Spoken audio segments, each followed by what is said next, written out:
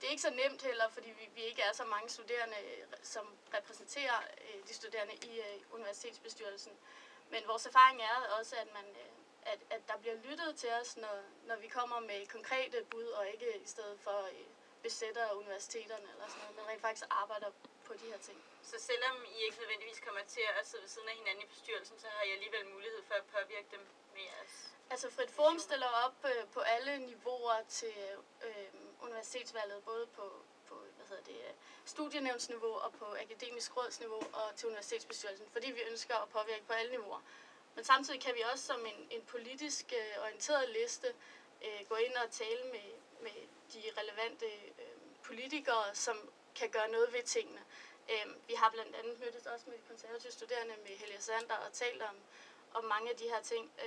Og mit indtryk er klart, at der bliver lyttet til, hvad vi har at sige. Ja.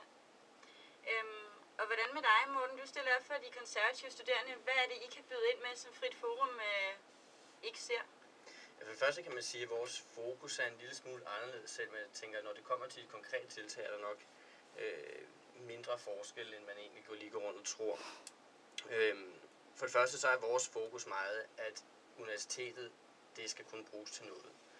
Og det er sådan, at der er rigtig, rigtig mange uddannelser rundt omkring i det ganske system, universitetet udgør, som har meget, meget lidt fokus på, hvad de studerende kan, når de går ud af døren.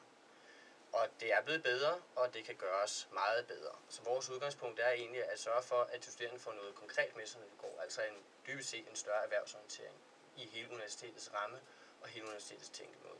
Og det gælder både for de naturvidenskabelige, det gælder for de samfundsvidenskabelige, det gælder for de humanistiske uddannelser.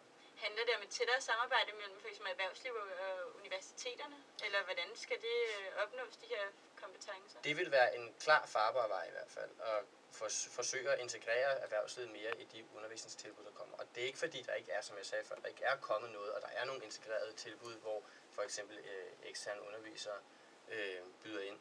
Men det kan gøres meget bedre, og der kan være meget mere af det, end man ser i dag.